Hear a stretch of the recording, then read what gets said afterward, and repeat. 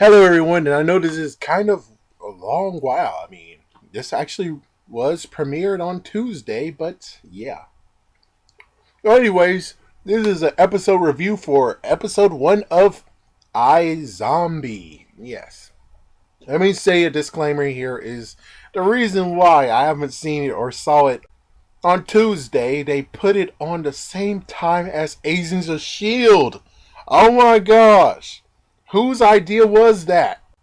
Put your crappier shows on freaking Tuesday at 10. I mean at 9. As for it's just the worst place to put it. That's why I wasn't able to see Supernatural.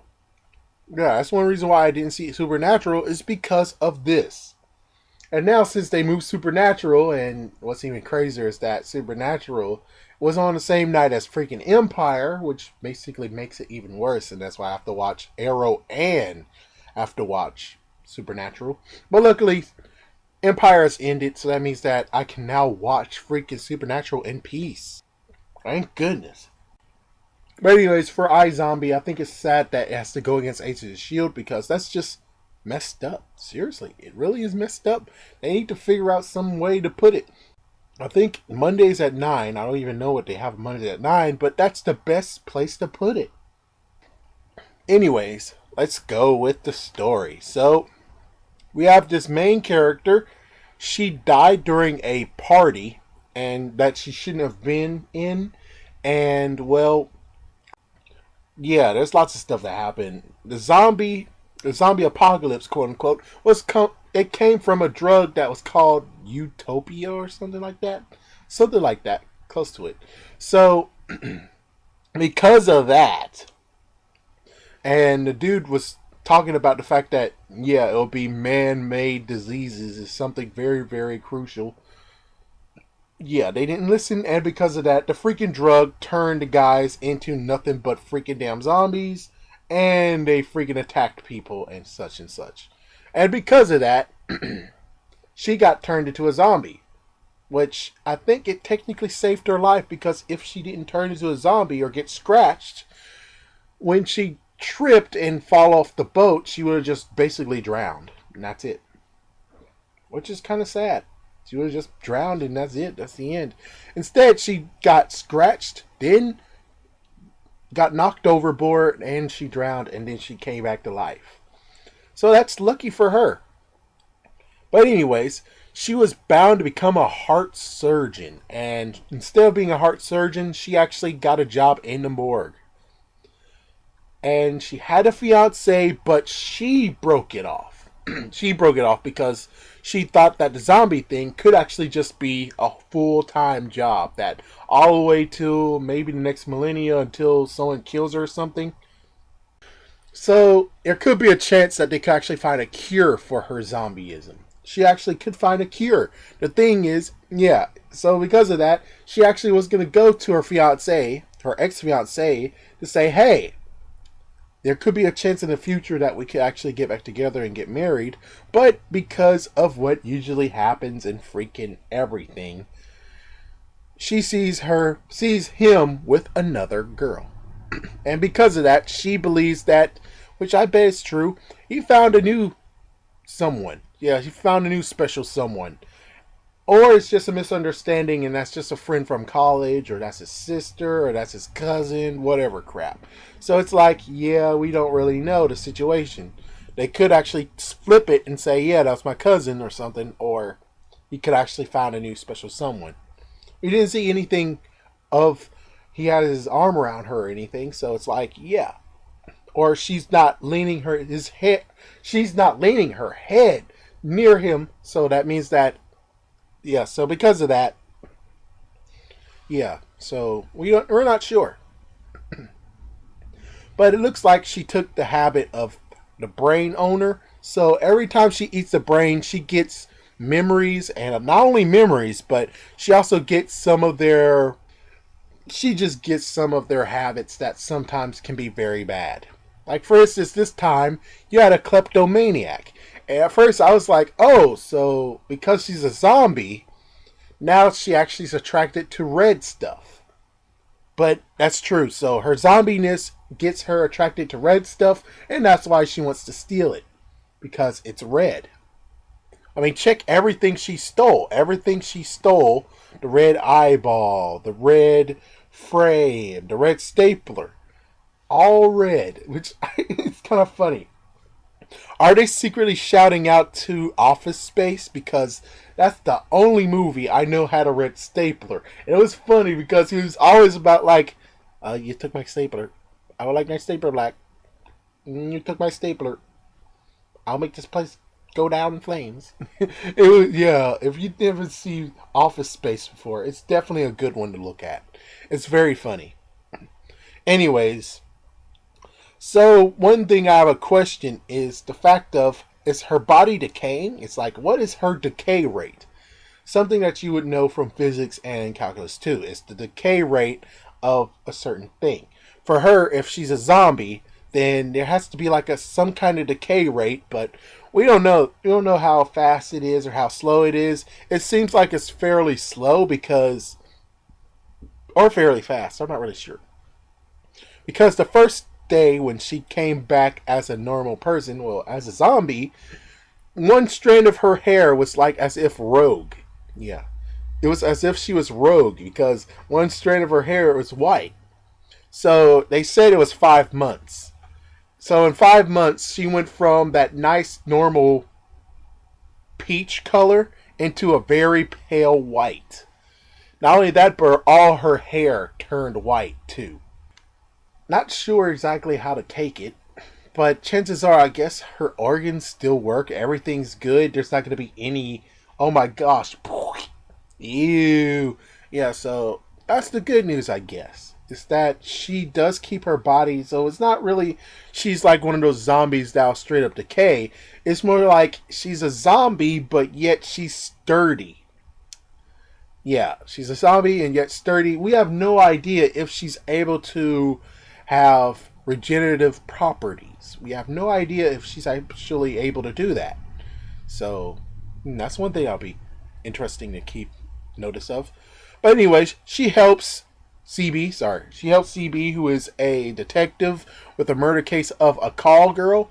And it turns out the call girl was a kleptomaniac, thus is why she was stealing crap. And the guy who killed her was actually looking for a wedding ring. Spoiler, so for anyone who is like, I don't want to hear anymore, definitely turn it off. But as for the rest of you who actually want to hear about this, so it turns out that a friend of hers, which her real name was Tatiana. So Monica, Tatiana's quote-unquote friend / co-worker, screwed her over. She actually took the wedding ring and pawned it for college bills.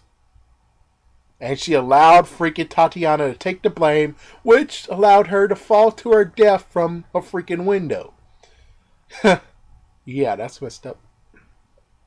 One thing to note is that this series actually take comic cues, meaning that every time there's going to be a new scene, which is after commercial, I guess. Well, either way, they have comic cues where they have stuff in comic form, and it'll just say "At the morgue" or "Fall and Rise" or something like that. So, yeah.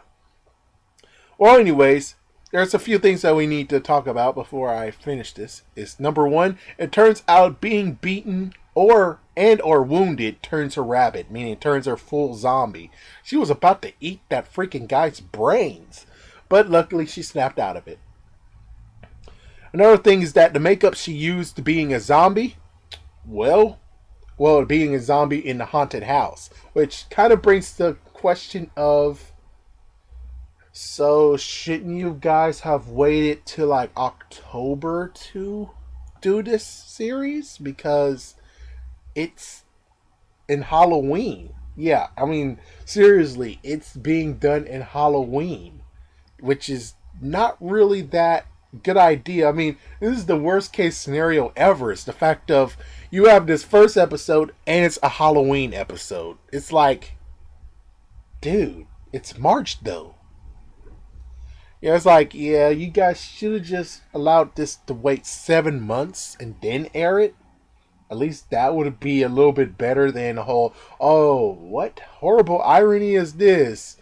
Freaking October episode right now. It's like, wow.